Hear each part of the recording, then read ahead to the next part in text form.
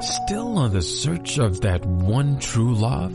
On the limbo in this crazy world of dating, marriage, relationships? Well, listen to the Golden State Media Concepts Relationship Podcast, your one-stop podcast for everything about relationships.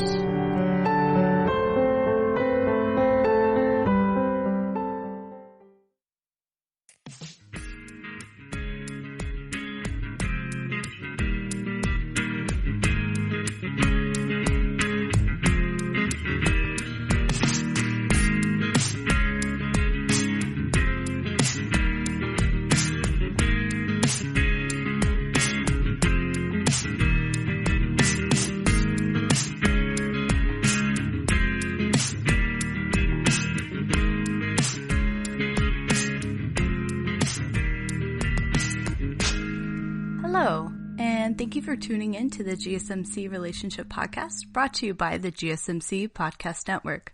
I'm your host, Stephanie, and before we get started, I thought I'd share a little bit about myself. The two most important things to know about me are that I love coffee. I'm obsessed with it.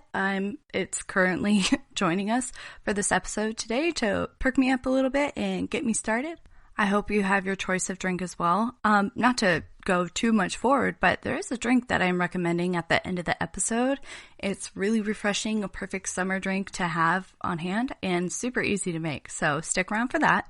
But to backtrack a little bit, yes, I love coffee, so there's that. And I love romance, all things romance, whether it's movies, books, or comics, or TV shows. If it has romance in it, then that's totally my jam, which is why we're all here, right? So, this podcast is about relationships, and what I wanted to think about for this episode is how to strengthen your relationship during quarantine. During these quarantine times, and I heard that term from a fellow podcaster who I love, but she came up with the term quarantines, and I just thought that was so fitting. So tension and stress are really high, and not speaking from personal experience, but it can lead to fights and arguments over the silliest things. So I thought it'd be interesting, instead of focusing on how stressful quarantine or quarantines are right now, I thought we could focus on how to strengthen relationships instead of focusing on how hard relationships are right now. So thanks again for joining me for this episode, where we'll focus on how to strengthen relationships in the first half, like I mentioned. And then at the end of the episode, I'm going to share specific games, shows, and drinks that are actually helping me enjoy staying home with the one person I can't escape, my partner. So let's get started. Okay, in our first segment on how to strengthen your relationship during quarantine, our focus is going to be on ourselves. When I finally came up with the topic for this episode, strengthening your relationship, what I've always been told and what I've heard, by the elusive them, is that you can't love someone in a healthy way unless you love yourself. And so rerouting back to ourselves when we're in a new predicament in a new space, which that's what this quarantines are, right? They're new stress levels that our bodies aren't used to, new routines that our bodies aren't used to. And so we hold that stress in, and then to relieve the tension, it's going to come out to the only other person that is currently living with us. So that can include your family, or it can just include your partner, or it can just include yourself. But these tools can still help you have a healthy relationship with yourself and a future partner, because you're going to recognize what your needs are. But in order to recognize what you're getting so angry about, you have to recognize that what your new stressors are. So you have to circle back to yourself and figure out what's happening with me. What are my new needs, right? So the idea for strengthening a relationship, you got to go back to your needs. But what are your needs, right? Like, I don't know about you guys, but I don't spend all day thinking about what my actual basic instinctual needs and wants are, especially in these moments where we're stressed out about so many other external factors. We're not really paying attention to the internal factors that might be stressing us out. So in order to figure out what our needs are, we need a place to start. Actually, this question was what my needs are was prompted by my therapist. We were having a typical session, one thing led to another, and she just blatantly asked, what are your needs? What isn't being met? And I had no idea how to answer that question, or at least verbalize it, like define the terms and have something specific to look at in order to answer that question. So then she followed up by saying, okay, well, are there any couples in your life that you admire so you can use them for an example? And also, knowing my love of books, she even said, hey, if you don't have anyone in real life that you can look to, what about some fictional couples that you can look at and emulate and kind of figure out what your needs are? And I was shocked. I was really shocked.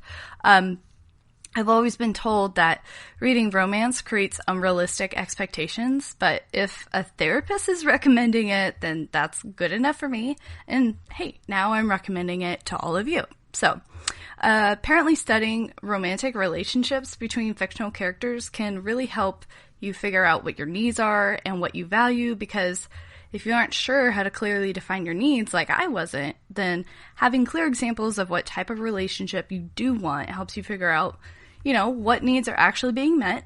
And then, you can find the joy and reassurance that, hey, I'm not completely devoid of happiness. Some of my needs are actually here and being met, and you can appreciate that. But then likewise, you find out what isn't working for you, what needs aren't being met in your relationship. And then you have a way of explaining that to your partner because you have clear examples of your needs happening right in front of you. The scenes that the couples are in, where they're interacting with each other, those are things that you can actually see. You can see your needs being played out point by point. And so that gives you a good talking point with your partner to be like, hey, look at the scene. This is what I need in my life, or this is what you're contributing to my life. And it gives you a sense of appreciation and love and refound confidence that even though these times are really hard, now you have a focal point on maybe what you're missing and what you need to ask for. And I loved that explanation, and I love that she kind of gave me the validation that even though it's a fictional couple, you can still use them as an example because it gives you a starting point, right? And that's what we need to do. So I think that if you circle back to yourself and figure out what your needs are, even if you use a fictional couple standpoint, then you have a starting point for how to heal your relationship if it needs healing, and it can help strengthen your relationship. So with that, let's tell you guys how to actually do this practice, because I think a little example from me will help you guys kind of go through it yourselves. And I really hope that you do try it because it is really helpful. At least it was for me. So here we go. Okay, so you're going to choose a fictional couple, or, if you're lucky enough to have a couple you admire in real life, go ahead and focus on them.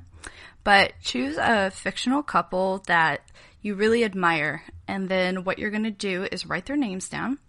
And then the second step is to write down their top traits as a couple. So for me, I chose Jamie and Claire from Outlander. And if you're not familiar with Outlander, then, I'm not even sure I can suggest you look it up. It's basically time travel, fantasy novel / historical, but the reason why I wouldn't recommend it is because it's kind of a crazy fandom. Think about Twilight moms, like the Twihards back in the day, over a decade ago, and dear God, that just made me feel so old. But it's kind of that crazy fandom, except it's on crack. And everyone really stands for Jamie Fraser. He's the male lead in that series. And he's even been dubbed the King of Men by men who read the books as well. So everyone who's in it, he's the only guy. There's no other guy. It's just Jamie. But I digress. And yes, that can happen when talking about Outlander. It's just amazing. But just to give a little summary so you understand what I talk about in regards to the traits that I admire about this couple, a little summary about Outlander is Claire's a time traveler, accidental time traveler. So she accidentally goes back in time to Scotland in the 18th century, I believe, but she's a British woman in the 18th century in Scotland when Scotland was constantly at war with England. I mean, who's not in war with England like, pre-20th century? But I digress. It's about her. She accidentally goes back in time. She has an English accent because she's British, but she's in Scotland. And no one trusts her there. No one knows who she is. She just ends up showing up and she has no idea what's going on either. So essentially, the first interaction Jamie and Claire have, they're complete strangers, and Claire's in a room where no one trusts her, but she's taking charge anyway. And that's a little setup I'll give you because we don't need a full rundown of the book, right? So back to our exercise. What I did is that I took Jamie and Claire from Outlander, and then I wrote what I loved about their relationship. I wrote different traits. The first trait I chose was how much they respect each other. When Jamie first meets Claire, she's actually surrounded by Highlanders who don't trust her, and they're trying to figure out who she is, and she has no idea what's going on. She's a little disillusioned at the time, but she notices that Jamie has an injury. And she's a healer. Her profession is being a nurse. So what she does in times of confusion is just focus on what she knows, right? So she goes right over to Jamie and looks at his dislocated shoulder. That's what it was. And she takes his arm and she's like, hey, this other guy, you need to help me hold him down while I reset his arm. They're a little bit confused, but because she's so confident and knowledgeable, she just does it and they just allow her to do it. So she helps Jamie heal.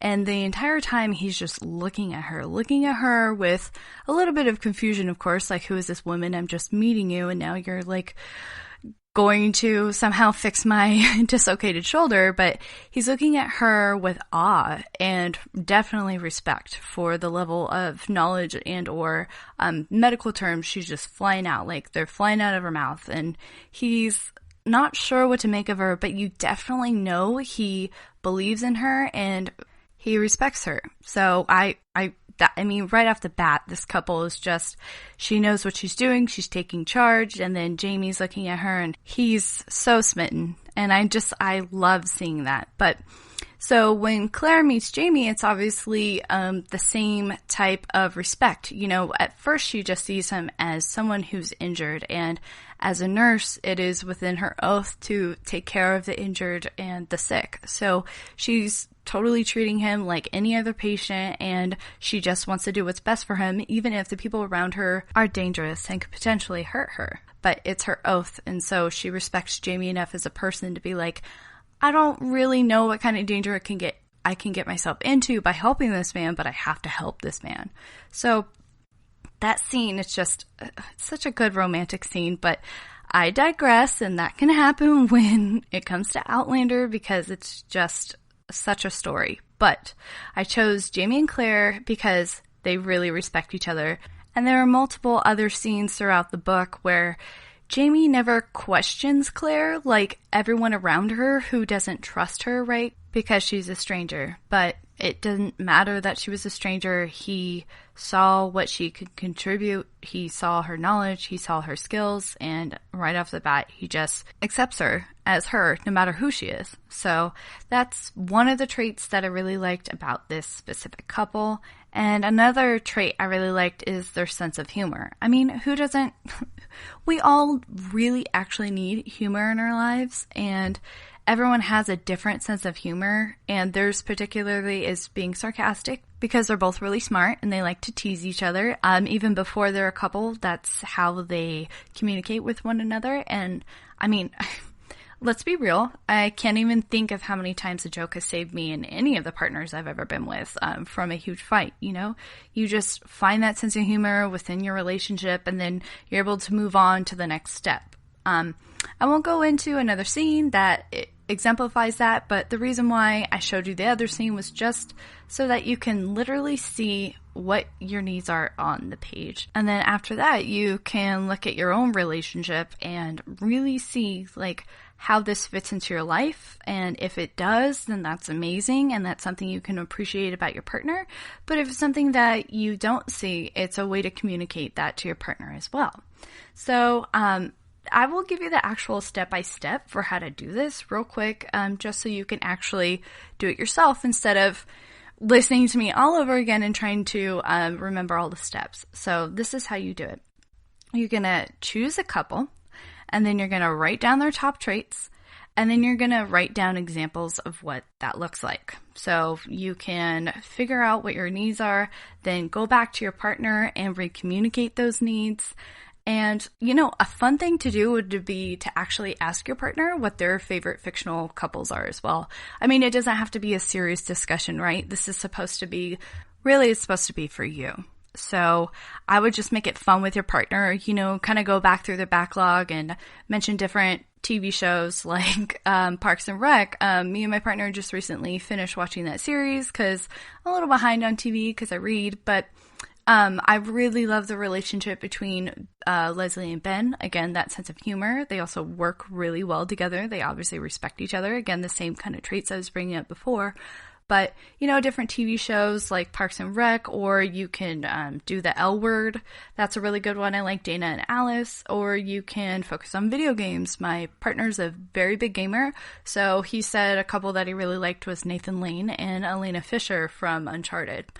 Both the L Word and Uncharted and Parks and Rec at this point are callbacks, and I apologize for that, but you get the idea. So hopefully this is something that you and your partner can do together in order to figure out how to make quarantines a much happier space, because like I said before, routines are changing. We have no idea what our new needs are. Not all of us self-reflect often enough. And in relationships, right, it takes two. You have to look at your own needs, and then you want to address those needs with your partner. And that's how you can strengthen your relationship. And that's really what I wanted this episode to be about. So I really think this exercise is helpful. I hope you found it helpful too.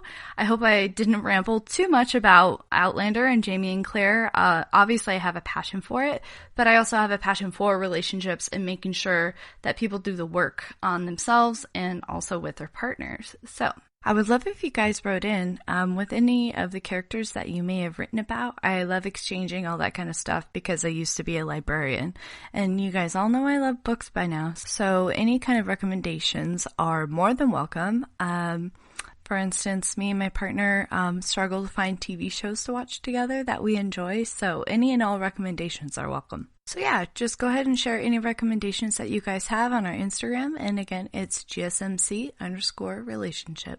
So I just gave you a little exercise that my therapist gave me, but coming up after the break, we'll get tips from relationship experts. There's this article I found online. I thought it was really interesting. It gave practical advice. So we'll get practical advice from actual relationship experts. So stay tuned.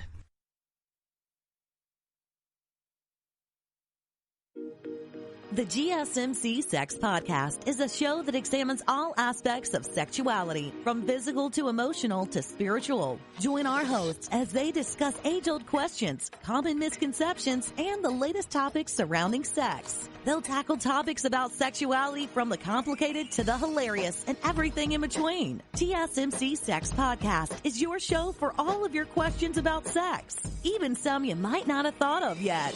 Download the GSMC Sex Podcast on iTunes, Stitcher, SoundCloud, Google Play, or anywhere you can find podcasts. Just type GSMC in the search bar.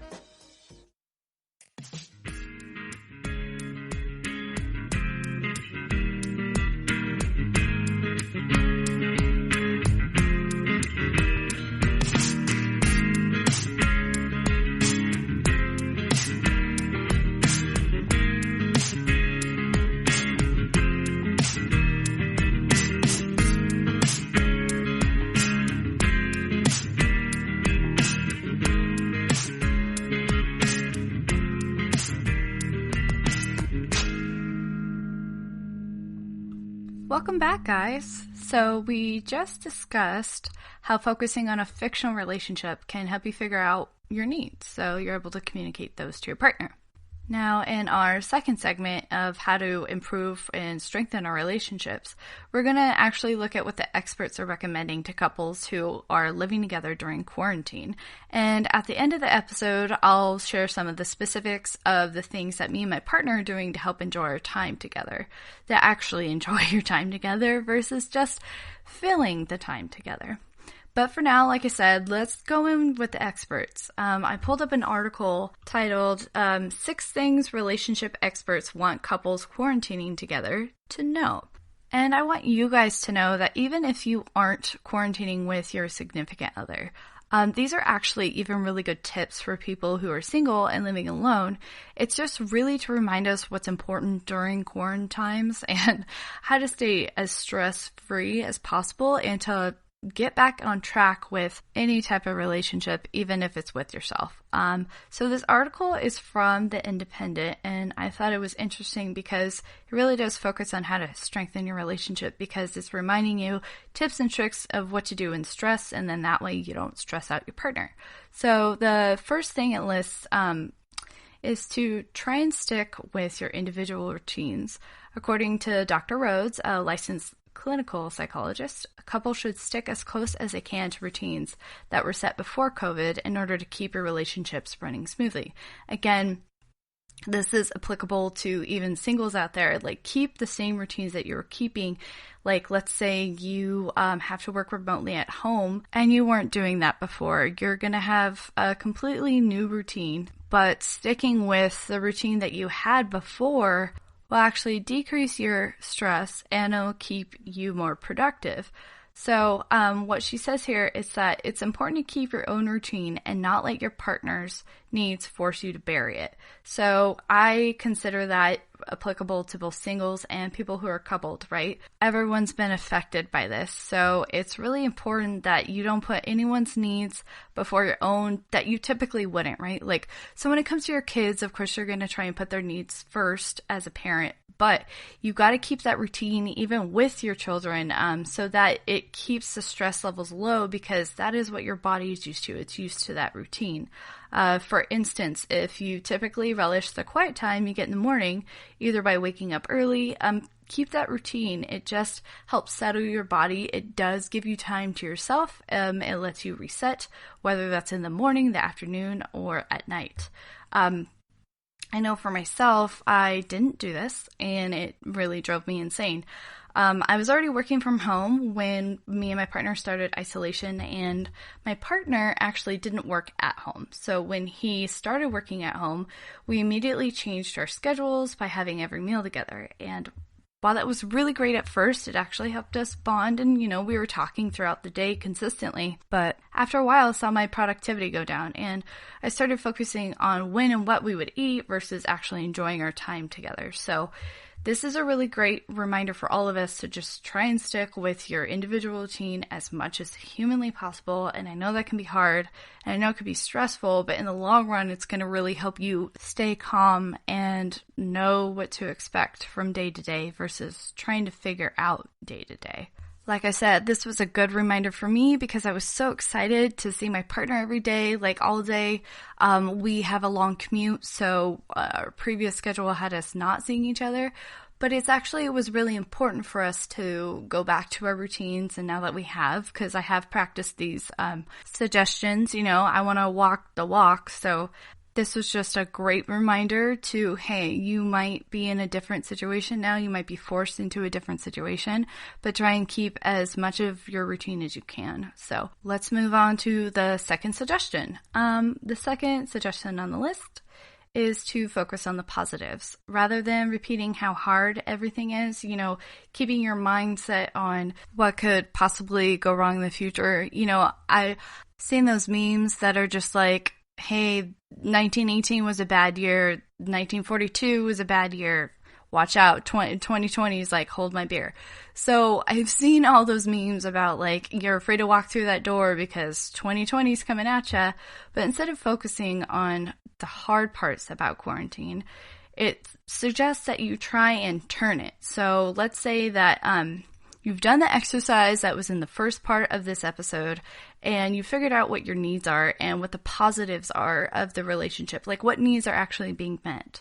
So focus on that. Like, gratitude is key here, even though I know it's really hard. But you got to find the small stuff. Like, I'm glad that my partner gives me updates on COVID. Now, in the moment, I could get really annoyed because I'm tired of being scared of what can happen. Like, all those updates can be really scary. But at the same time, by him paying attention to the updates and informing me, it really takes the pressure off to stay as up to date as he is on what's happening with COVID and what's happening with quarantining in our specific area. So I'm trying to find gratitude in the small things that could typically annoy me and just kind of flip it and see if there's a positive to that. And I know it's so cliche to say, hey, just stay positive, especially when 2020 is what it is. But it's good to be reminded every once in a while, especially because you're not living alone, right? I mean, if you are and you're single, it's still good to stay positive because, wow, that's a lot of pressure to like be the only one who's kind of uplifting yourself every day. So I think either way, like if you don't live alone, you don't want to spread that type of negativity all the time. Sure, you do need to distress, but this is just a good reminder. Okay, so the third recommendation from experts is having the sex talk. Okay, not really. I just had to get that out there. But a relationship expert, Rachel Susan, says, the amount of sex you're having should not be a concern right now. And I totally second that. It makes so much sense. She said, everyone experiences stress differently, either by having more sex or less sex. So if you feel pressured to have sex, or if you don't want to have sex at all, like, rip off the Band-Aid and just say that. Just talk about it. Again, circling back to your needs, like, what are they? If you do need to have more sex, that is an important conversation to have because it shouldn't just be assumed either way, right? Like, we shouldn't just assume our partners know what we're thinking and what we're feeling. So figuring out our needs again and asking our partner for what we need is actually really relevant here. So yes, have the sex talk or do the sex talk. Either way, get it done. Okay, so the fourth point in the article is to do something with your hands. And we just talked about sex, so that sounds weird, but that's how the article was written, so we'll roll with it. So Dr. Rhodes suggests either cooking or doing puzzles.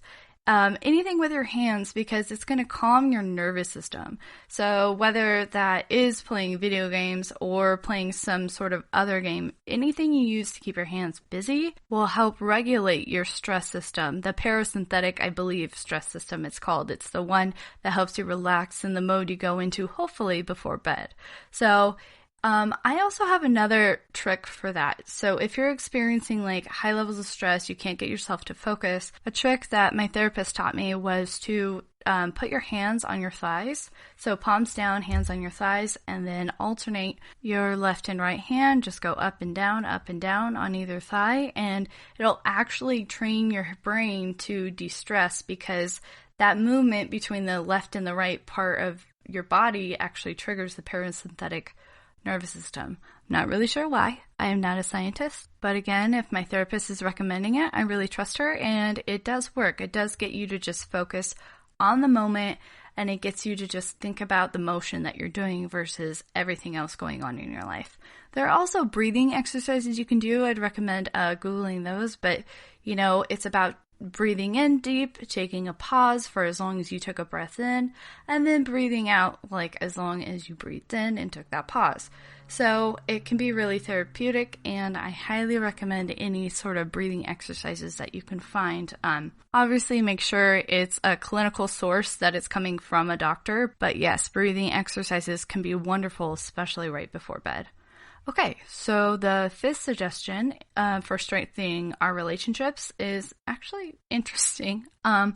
Rachel Sussman says to treat your relationship like a business. Now, I've never really liked that metaphor, but it kind of makes sense in her explanation, so let's go through that and see what you think.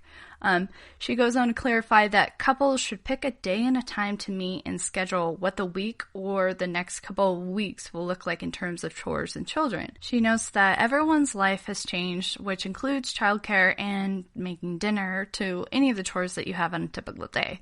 Now, at the beginning, we did say to keep your individual routines. So if you guys have done that and that includes all these chores, then you don't really need to have this conversation. But like I said, me and my partner didn't do this in the beginning. We kind of changed up our schedules, and by doing so, we kind of made our lives really hectic when we didn't need to.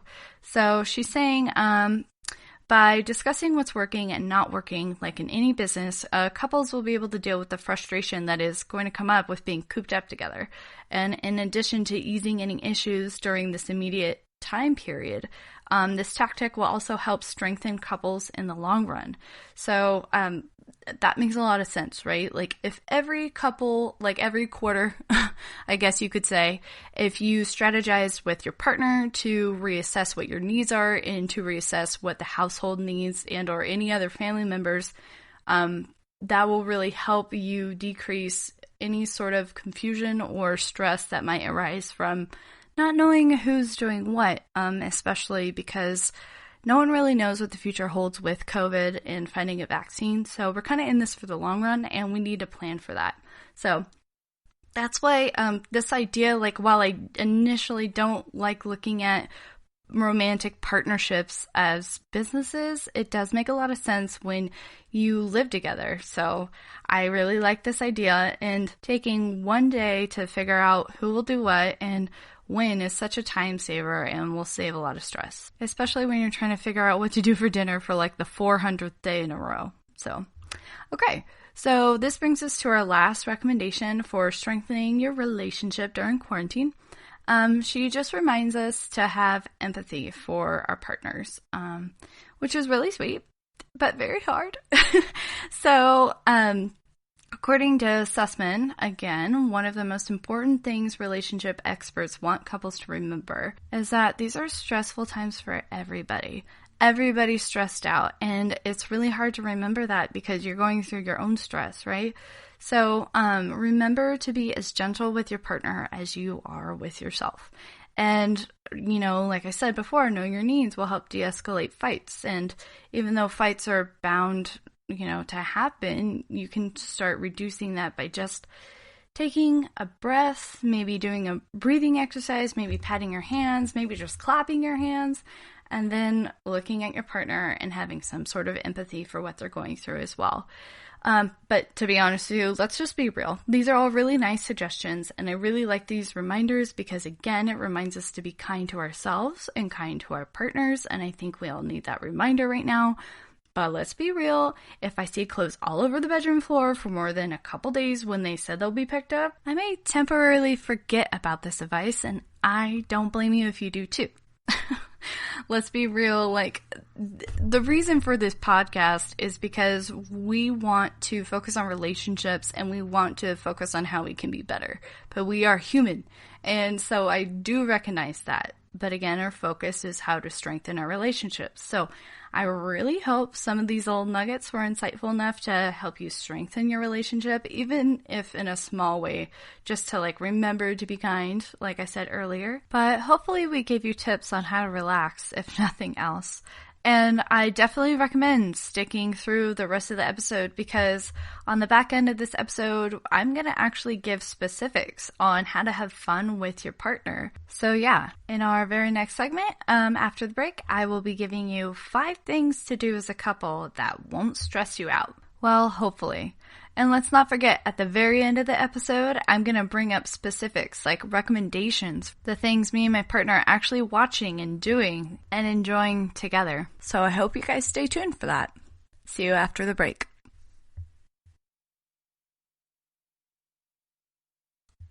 Tired of searching the vast jungle of podcasts? Now listen close and hear this out.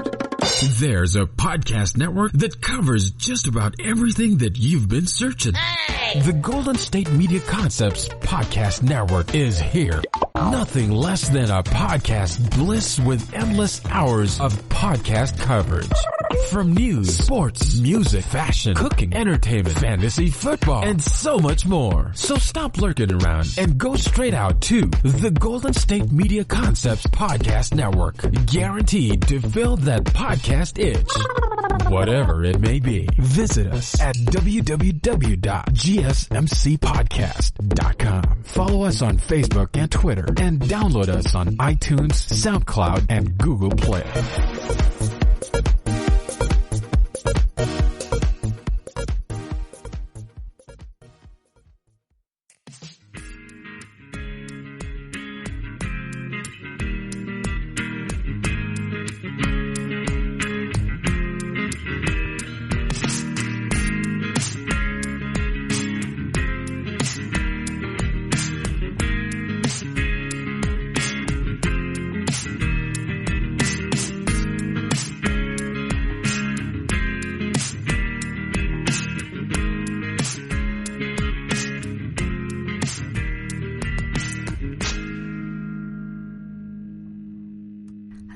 Hello. Thanks for staying tuned.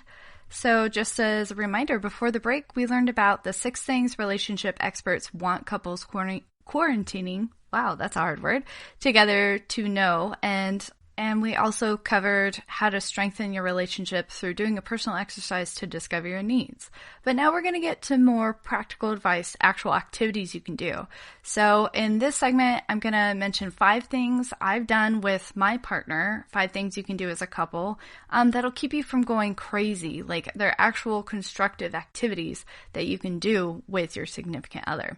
And then remember, at the end of the episode, I'm going to give you specific recommendations that me and my partner have actually enjoyed together, like specific games and shows and drinks that we're doing and making that have made our time more enjoyable, and it's not just passing the time. Okay, so let's start with segment 3 and getting back to 5 things we can do with our significant other that will not stress us out. Well, hopefully, right? Your mileage definitely may vary. So let's get started. The first thing I think couples can do together that will not be stressful is learning something new, but together. So it would be a new skill or a new activity that neither of you have done before, and now you're learning how to do it together. Now, I can understand where that might be stressful, but hear me out. So this is how this happened in my household. I was reading, shocker, and I noticed that all the cocktails in the book that I was reading were listed in the back along with the recipes, which is super cool. I've never really seen that in a book before, but so seeing that, I definitely knew I was going to try and make all of these recipes, and I did. I was in the middle of making the first one when my partner came into the kitchen to see what I was up to. He came in towards the end, and after he tried what I was making, he asked where it came from, and then I told him, and then we just started making these together. You know, the weekend would come, I would have nothing to do. I would pull out a recipe. I would ask him if he wanted to make this one with me, and it actually taught us like how to zest a lemon, or like the recipes themselves don't teach you how to do that, right? But because we didn't know how to particularly do some of the tasks that the recipe called for, we just looked up YouTube videos. And so one person would zest and the other person would make the little swirly do out of the lemon rind so it had a nice garnish. So we were participating together, and I noticed that worked because it was new to both of us. And so we were just asking questions and working together to figure it out. Like, what works well with juniper and gin? Like, all of these random questions would come up because we were exploring it together. And so trying to learn something new for both of you guys could really help you bond and spend less time apart than together. And sometimes that's really helpful, especially when it's a space where you're learning, because you just learn how to reconnect in a new way, and it can really spark some life back into the relationship versus just doing things by routine like dinner or laundry and etc. So it can create something new. So if there's something you're interested, like learning how to make cocktails or learning how to make a particular dish, and apparently I'm really into food right now, I must be hungry, Or, gardening. That's a great one. If you have the space to garden, or even if you have a little counter space and you can do herbs, you can talk with your partner and see if they care about what would you like to start growing? Would you like more basil? We can make pesto or something like that. Just something new that you guys can actually participate in together is highly recommended, just to kind of change up the routine, but also, to work as a team, which we all know I love. I mentioned that repeatedly in the beginning. So yeah, I hope you guys actually try this, because it really worked for us. Now we keep trying to learn something new, including gardening. So the next stress-free activity I would recommend is to play video games. Now, you might not want to play video games, but I really recommend it, and this is why. This is how I came to this conclusion. So one, what was recommended earlier was to keep your hands busy, right? And playing video games is a great way to do that. It'll help you focus less on your stress and more on what's in front of you. So keeping your hands busy is one reason to play video games. Also, I'll just tell you what happened in our household and why I was intrigued to play video games in the first place, and the benefits it had for me, so maybe that might work for you too. Disclaimer, the last time I really played a video game was when N64 was the new console, and I was obsessed with Diddy Kong Racing. I think you really have to be a gamer to know what that is, so needless to say, I haven't played in a very long time. However, my partner loves video games as much as I love reading, so he plays them all the time. Most of the games he plays are multiplayer. I would say most of the games that are out right now tend to be multiplayer, so that means you guys can play together. Who knew, right? So when it came to us needing entertainment at home, I started watching him play, and I really love stories, and most of the games have really great storylines nowadays. They're getting really good writers, they have really good graphics, and so it was kind of like watching a movie.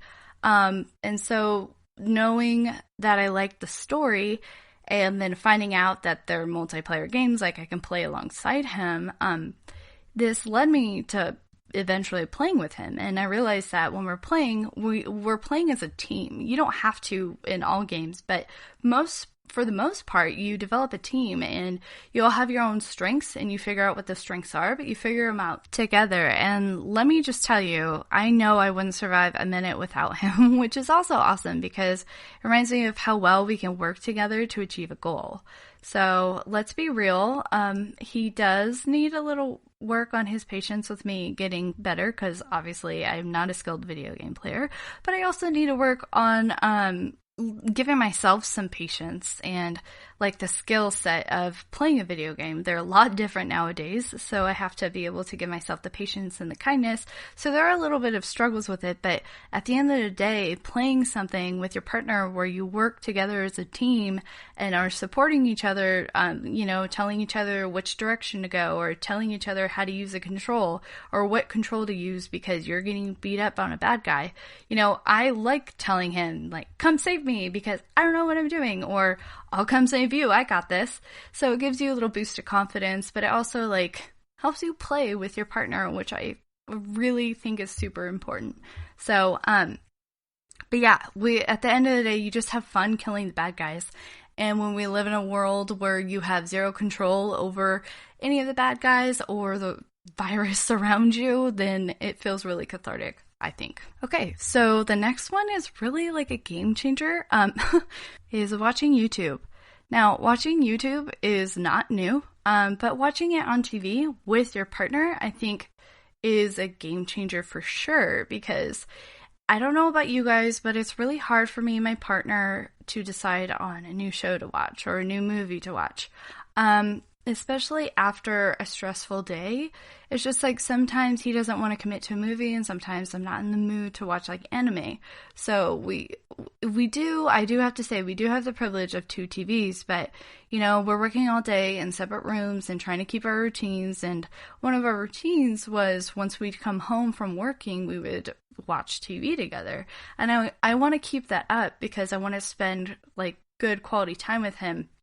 And I do believe watching TV can do that because you discuss what you just watched, or how you have those reactions and you just want to share that with someone. So But yeah, YouTube definitely is a game changer when you watch it on TV because it's the videos are usually short, right? It's not a traditional medium of network TV where it's scripted. It's like you get the option to choose an interview, you get the option to watch, you know, a YouTube original show, or you can watch just one of your favorites, and these videos are short, and so it lessens your commitment to what you're watching. It is really nice to have a TV show that you go back to that's scripted and it has a storyline that keeps you intrigued. But again, these times are different, and I think all of our needs are different, and my need is to not have something that has a huge commitment. So because of the nature of YouTube, it's like easy to just find something short, and it's usually off the cuff. It's very funny. So it lightens the mood, and it makes, you know, we have a lot of those looks towards one another where you're like, something surprising happens or something unrealistic happens, and then you just stare at each other like, did you just see what I saw? So that feeling is something I strive to achieve at the end of every day, just to reconnect with my partner. And I think YouTube has totally changed that, especially because we share what we love with each other. So let's say during the day I'm taking a lunch break, and it's not with him, right? Like I'm still by myself because I'm trying to keep my normal routine. So I find something I like on YouTube, and then I know I could just share it with him later. So it's just, it's such a bonding experience, and it's really funny that I'm going off about YouTube and what a game changer it is, but it really is just something different. So I would say give YouTube more time in your TV than your phone, and you can share what you love with each other. Okay, so the second to last activity that won't stress you and your partner out that you can do together is to teach each other something. So I mentioned this kind of with video games, how I'm a little rusty and my partner is working with me as a team to achieve a goal, right? So that's kind of the concept here. It's like find something that you're passionate about and that you actually want to teach your partner. Or if there's something cool that your partner knows how to do, like the video games I brought up earlier, ask them if you can play and ask them to walk you through it. So the reason why I think this could actually help and it won't stress you out is, like, again, I experienced this in my own life, so I'll talk about that and like walk us through this. But my partner loves to garden. He even named one of our plants Corona because it's surviving despite not living in the typical climate it's meant to. So haha to him. This guy's a funny one. Anyways, he started working from home, like I said earlier, and he started gardening a little bit every day. And this was not a part of my normal routine, but it got him outside and I found myself wanting to join him. So I do after work. That is now part of our routine. We go out to our garden, we check on it. So we kind of keep our normal routine during the day, but then we have something new to share together afterwards. But when I started seeing him garden, I just started asking questions, and it went from him gardening every day alone to us building our garden one green plant and Amazon delivery at a time. So it went from an activity that he just enjoyed doing, and now he was able to do a little bit more when he came home.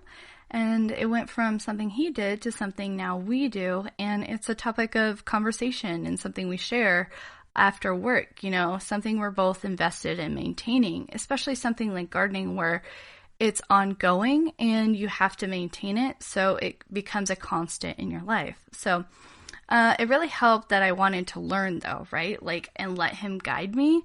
I'm not saying that I don't have any input. I do say like, hey, these are the types of plants I want to incorporate. How do we do that? And you know, then we built, we planted tomatoes together because I want more like food type garden and he wants more just like pretty plants, which is totally fine. But yeah, so we learned from each other, we ask each other questions, and that's kind of what our theme is, right? Like, how do you strengthen your relationship? Well, you strengthen it by learning and growing and asking questions and being kind, and this is just something I knew that he loved, and I thought maybe I would love it too. Not to mention the fact that I needed to get out of the house and get a little sunlight in my life, so just try asking your significant other if they want to learn something new, or ask them about anything that they do that might pique your interest, because we might all have new interests nowadays. And so again, check in, make sure, like, see what they're up to. Even if it's like a new game on their phone, maybe you download it too, and then you talk about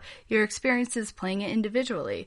There's a limitless option. It's just about checking in and wanting to learn. So I think teaching each other something is a really good thing that you and your partner can do that doesn't need to be stressful.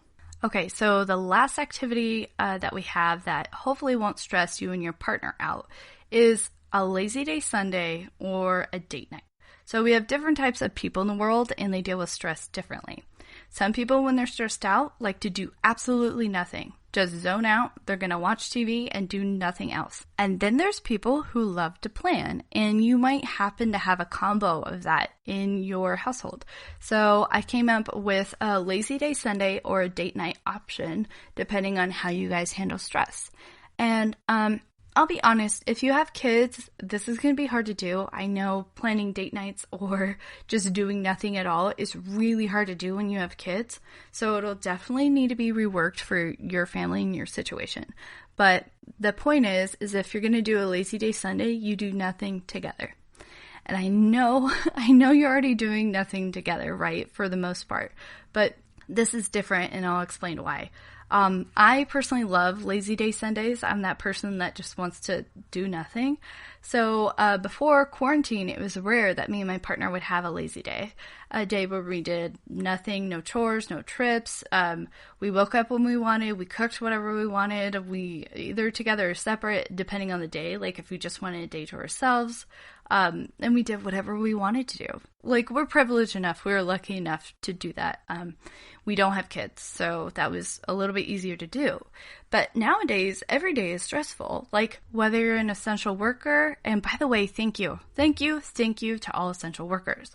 But if you're an essential worker, or if you're working at home, or if you no longer have a job, every day we feel the pressure to be productive. Your body feels that pressure, and it's a constant level of stress that you can't really change. But you can give yourself one day a week, or maybe every 2 weeks if that's too often, or maybe one day a month.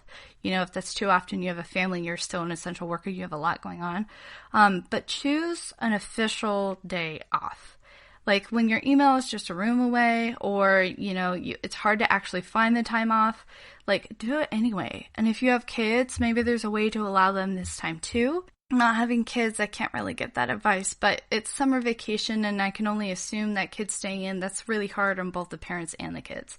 So finding like a free time where there's no obligation to do anything other than what exactly you want to do is good for the situation we're in right now, because no matter what you're doing, essential worker or working remotely from home, you're not giving yourself the permission. You're not giving yourself the permission. And you need the permission in order to truly relax. So give yourself the permission and do absolutely nothing. Treat it like you're on a vacation. Try as much as you can. Maybe decorate the house. Maybe make it an event. Well, that kind of brings me to my next one for date night. You know, if you have lost your job and every day is like you're looking for jobs, which is super stressful, but also you're trying to fill your time, maybe plan a date night. And this works for the planners too. I was saying earlier, like if you're a planner or if you like to just kind of be lazy, but if you're a planner, planning a date night will give you something to focus on other than the daily drawl of the same thing every day. So you want to plan something specific, like pick a day, pick a time, and let the whole family know that they have to be available at that time. Now, it's kind of the exact opposite as I was saying before, but this can give people something to look forward to. You know, you can make it fun. Like I said, you can maybe decorate the house, you can get dressed, you can make dinner or get takeout, and then actually plan the entertainment. Don't leave anything up for grabs or decisions or anything like that, because we already have way too many things we have to make decisions about right now. Just be decisive, pick what you like, tell people to show up, and hopefully they can have a little fun. Now, don't force it. Like, if your kids really don't want to show up, this is supposed to be fun and stress-free. So maybe just take a back seat. And if your partner isn't having a great day, just say, hey, we made these plans like any other date night. Let's follow through and see if we can enjoy this. And if you don't, you know, play it by ear. But I just say pick a dish you haven't made in a while, plan for it, tell everyone, pick a day and time, and just have fun with it. Just have fun. That's what we all need right now. So, as I mentioned before, I've tried these all with my partner, and they've been all fun, stress-free moments, which has really helped us reconnect romantically. And even if it's just for a few moments, it's something to look forward to in that moment and enjoy with our partner. And that's why we're all here, right? Like, we want to reconnect romantically, and it really does help with having those stress-free moments. So, I hope you enjoyed these suggestions. Let us know on our Instagram if you've done something with your partner that you were kind of like surprised that you enjoyed doing together, that maybe you haven't done before, or it was revamped in a new way. Our Instagram is GSMC_relationship, and I'd love to hear what you guys are doing during this quarantine, because listen, we could all use some advice right now on how to stay as happy as possible with the situation that we're in. Okay, cool. So that was the end of segment 3. Coming up in our last segment, I'm glad you guys stuck around because you're going to hear the specifics of how I'm enjoying my time with my partner. So usually we just fill our time with what we can right now, but these are specific games, cocktails, and shows that have honestly kept us sane and helped us enjoy quarantine together. So stick around and you'll hear more about it after the break. Are you tired of the same old news? Are you sick of the seemingly endless political spin and negativity? The GSMC America Still Beautiful podcast is a weekly news podcast covering all the top positive and uplifting news stories. We cover stories that will inspire, uplift, and remind you of the good in the world. Tune into the Golden State Media Concepts America Still Beautiful podcast to get all the great and positive news stories of today. Download the GSMC America Still Beautiful podcast on iTunes, Stitcher, SoundCloud, Google Play, or anywhere you find podcasts. Just type GSMC in the search bar.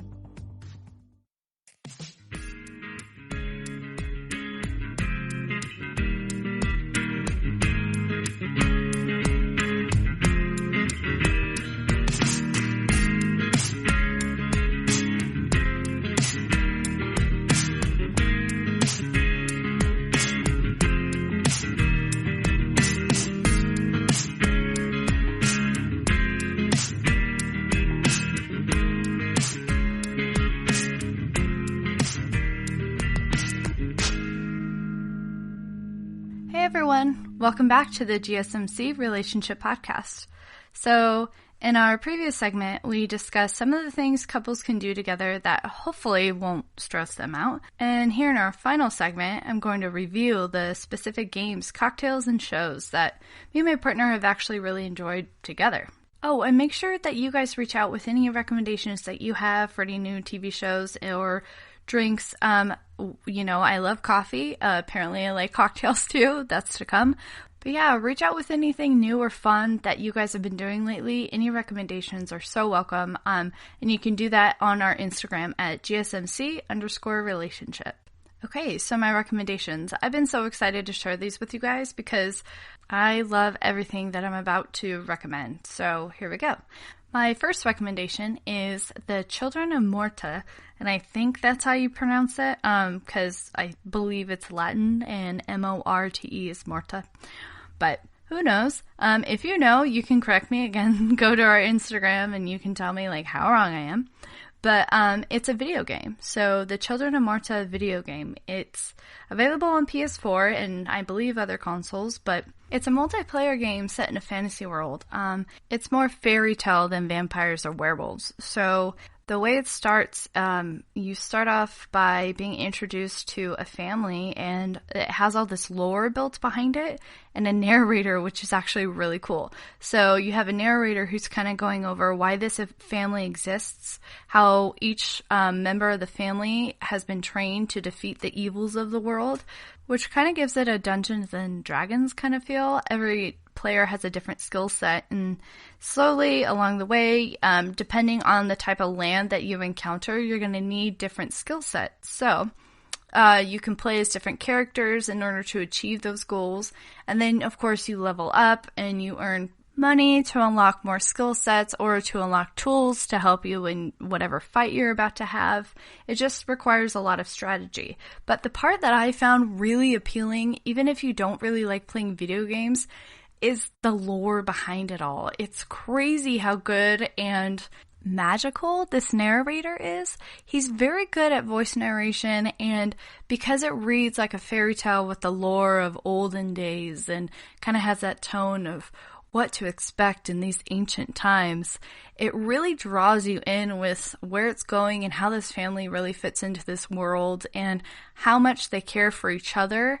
And again, like playing video games with your partner, it's a good story. It's something you talk about. You talk about strategy. You talk about what character you're going to play next, depending on the portion of the game that you're on. So, and even if you're not, even if you are a more skilled player, then like seriously, the narration and the lore and the story behind it will get you, especially if you're a more skilled player and you ask your partner to play with you, then you have something to teach them, right? It kind of like goes back to what I was talking about before about bonding with your partner.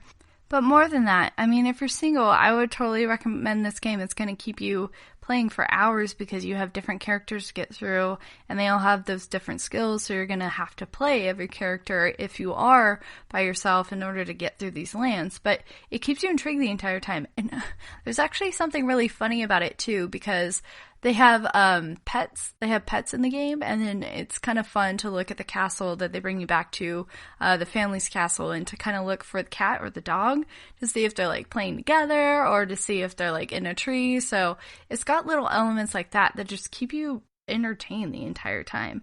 But yeah, it's amazingly in-depth, and the world playing is pretty thorough for such a low skill level game, I would even say, because I'm not skilled, right? But it has been keeping my boyfriend at least entertained long enough so I can get better and we can play different characters, like I was saying earlier. But yeah, I would highly recommend it, and it's even interesting just to watch if you're not interested. Tell your partner who likes video games to get it, and you can just watch the lore, even if you're not interested in playing. It's that interesting. And let us know on Instagram if you start playing. I need to talk to someone about this game. I mean, I love my partner, but he already knows about it. So I need more people who know about it, and the more people that know about it, the more I can talk about it. So our Instagram again is GSMC_relationship. And hit me up if you do start playing, or can give me any other recommendations like this game that you know of. Okay, so my second recommendation is also a game. I don't know about you, but I'm a little conflicted about Harry Potter at the moment. So I'm not sure how you guys are going to feel about this game, but I feel like I need to recommend it because, again, I have never experienced a deck building game. And my partner knew that I liked Harry Potter, so about a year ago, he bought us the Harry Potter deck building games, and they're available online anywhere you look, Amazon or whatnot, but it's the best interactive game that I have ever played.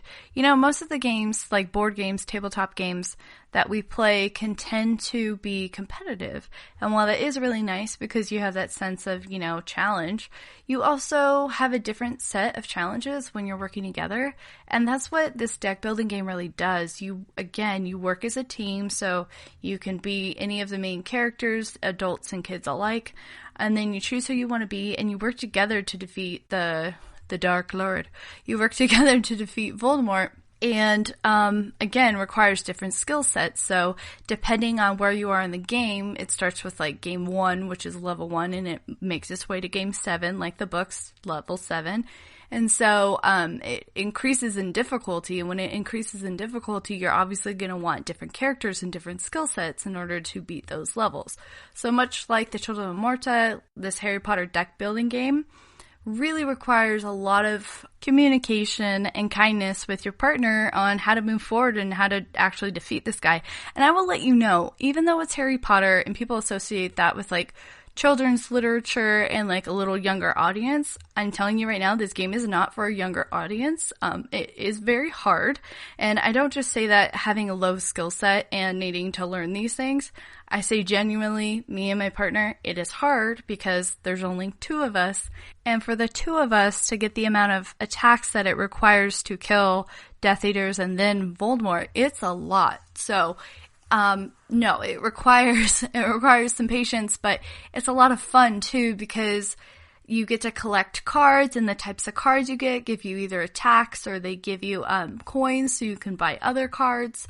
So you really have to strategize and communicate. And I guess what I'm saying is that me and my partner really like those types of games where you have to think about it a little bit. Now, the Children of Morta video game, you don't really have to think about it. Okay, so my boyfriend would say that you have to think about it, but I just go in swinging. So there's that. So you can do that in that game, but you absolutely cannot do that with this Harry Potter game. You have to think about it. But it's hilariously funny because sometimes you think you're in an impossible situation, and then all of a sudden, because of the card you collected before, now you're out of it and the game is moving again. So I would really just recommend any sort of collaborative game that you and your partner can play together. It really helps build how you work together and really helps you appreciate your partner. You're like, wow, I didn't realize how smart you were. Or wow, I didn't realize how smart I was. Here, let me heal you. Let me help you out. You know, you feel like you're sharing and caring, and that's what we're trying to do, right? This whole episode is about how to strengthen your relationship. So that really will help strengthen your relationship. It might also test it, but for the most part, you're working together. So it's going to strengthen it for sure. Okay, so off of games for a minute. Clearly, you know what I've been doing with my time. Well, okay, that leads into our next recommendation very easily. My next recommendation is a cocktail or a mocktail if you can't drink. I mean, honestly, this drink is good either way, and it's what I mentioned at the very beginning of the episode. It's light, refreshing, and I just look for that stuff during the summer. I'm not heavily drinking, but there are scenarios during the summer, like the 4th of July, where everyone's hanging out, and you might be drinking during the afternoon. And I don't like anything like a stout or a porter or something heavy, what I would typically drink. So this drink was actually really surprising to me, and it's super easy to make. Okay, so I found out about this drink from a book. Surprise, surprise. The title of the book is One Less Problem Without You by Beth Harbison. And while I don't necessarily recommend the book unless you really like romance, and it's got some heavy stuff in it, but light stuff too. Obviously, there's drink recipes in the back, but the drinks listed in the book have never let me down. So here's my favorite. It's called Mint and Maple Tisane. Tisane? I think it's Tisane. So it's called Mint and Maple Tisane. And like I said, you need less than 5 ingredients. So you need 1 ounce of mint leaves, by the way, that I tried to grow in that little garden of ours, and I totally failed because I have a black thumb, but luckily it's at the grocery store.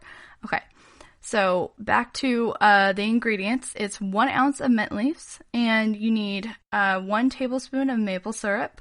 You need 1 tablespoon of lemon juice, and an optional ounce of gin. So like I said, can be made as a mocktail or just a refreshing drink, because all those ingredients together is just really refreshing. Now, it might not sound like maple syrup is refreshing, but basically what you do is that you steep the mint leaves for about 10 minutes in 4 cups of water. And once that's done, you just strain out the mint and put the water, the lemon juice, and the maple syrup all into a pitcher, and the gin if you want it, and mix it all up and chill to serve. It makes 4 drinks, and it's absolutely light and refreshing, like I mentioned. Perfect for any summer day, very easy, easy to get ingredients, and everyone that I've ever served it to is really surprised that there's even alcohol in it. It could be one of those dangerous summer drinks where you're not really keeping track of how many you have, but considering we're not really partying nowadays, it might be a little easier to do that with this beverage now. But yeah, it's delicious, and how easy was that? It's honestly, the hardest part is just steeping the mint, but you're just sticking it in water and letting it go for 10 minutes. So it's really not that hard and definitely worth trying. Alrighty, so my last recommendation, well, I mentioned YouTube earlier as a game changer, right? So I obviously have my favorite YouTube channels, and again, it's been a little problematic. What is not problematic in 2020? But the YouTube channel Bon Appetit is the best. You have to check it out. It 100% lights me up every time there's a new Bon Appetit show that pops up. Now, if you're not a foodie, I'm not really sure how you're not a foodie, especially at this point, like being locked up in your house with nowhere to go. But give this channel a shot, even if you aren't a foodie, because the cast of different chefs that have different shows are just, they're characters, man. Like, yes, they're human, but that's what makes them awesome to watch, because even being chefs, they can sometimes be confused about the next step, or they can botch something and then be like, oh crap, we gotta go back, just cut that out. And then the editors don't, and then you 100% see like their real facial expressions about how they messed up doing something like completely simple in their world.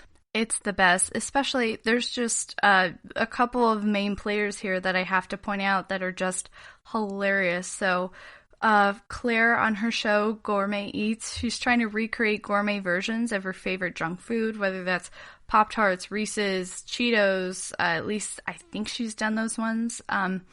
Yeah, so she's hilarious because she's so sincere in trying to really create like as close as possible to the recipe as she can, but then also knowing like a better way to make a puff pastry that'll make it taste better versus the actual recipe that's supplied, right?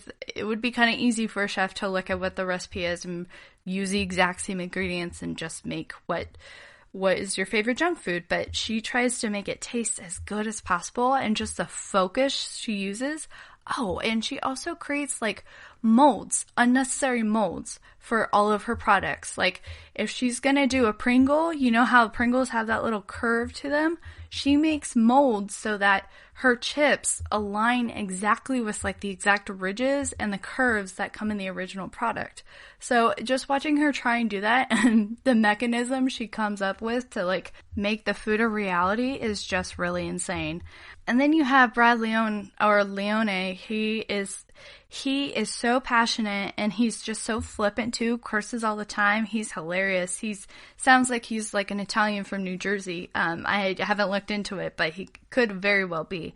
But yeah, he obsesses over the stuff he makes on his show. It's Alive, so I would really check that out. He just throws curveballs all the time. He mispronounces words all the time, like I'm sure I have like through half of this episode. He's just a human and just so funny, and now they're doing it at home, so you get to see their kids. Just like any other show, you start getting invested in what they're doing and how well they perform the recipe that they're trying to make.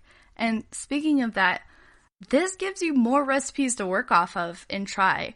And yes, these are chefs, so some of the recipes that they're doing are advanced. So if you don't have that skill, then you have to start somewhere though. So there's a lot of fun recipes that they come up with that are available and attainable to make.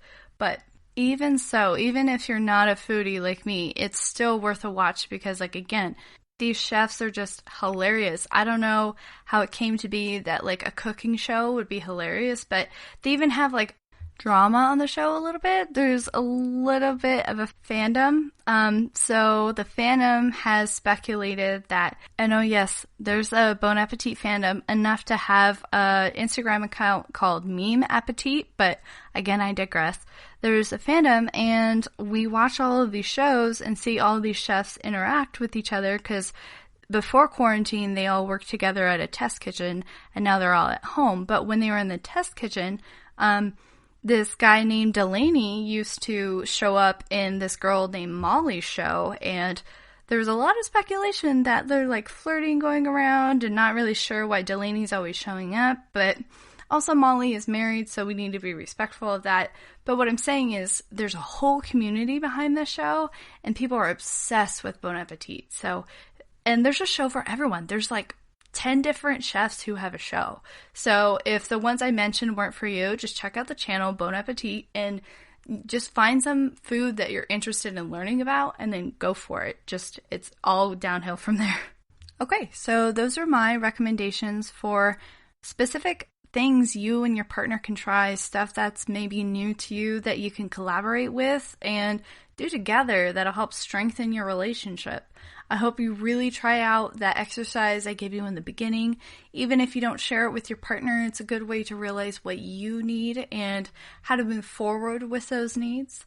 And then I really hope you do try out these activities because they do strengthen your partnership. Even if you start fighting for a little bit, it reroutes you because you have something to focus on other than what you're upset about, right? Like the game needs to progress, so then you move on from whatever argument may have started. It's just a great way to remind yourself why you like your partner, how well you work together, and it will really increase the intimacy and the romance in your relationship, I think. Maybe I'm just a big nerd, but I really think video games and food really bring people together. Gardening too, not really my thing. Like I said, I have a black thumb, but it is one more thing where you keep your hands busy and maybe you have a little space to start something new. Also, again, any recommendations, this is why I'm sharing them with you guys, so that you give us back recommendations and we all try something new and keep our heads and hearts out of the negative space that this whole quarantines can induce. So, thanks again for joining me on this episode. My name is Stephanie, and I really hope you liked it. Let us know. I hope it helped. Even if the only thing that helped was a cocktail recipe, you're welcome. Please try it, though, and let us know. Like, honestly, it's a really good drink. And I hope you and your partner find some ways to spark some life back into these quarantines. But thanks again for listening to the GSMC Relationship Podcast, brought to you by the GSMC Podcast Network. Please remember to subscribe to the show and write a nice review because they really, really do help. And also, if you can, follow us on Facebook, Twitter, and Instagram. Thanks, everyone. Have a good night. You've been listening to the Golden State Media Concepts Relationship Podcast, part of the Golden State Media Concepts Podcast Network. You can find this show and others like it at www.gsmcpodcast.com. Download our podcast on iTunes, Stitcher, SoundCloud, and Google Play. Just type in GSMC to find all the shows from the Golden State Media Concepts Podcast Network, from movies to music, from sports to entertainment, and even weird news. You can also follow us on Twitter and on Facebook. Thank you, and we hope you have enjoyed today's program.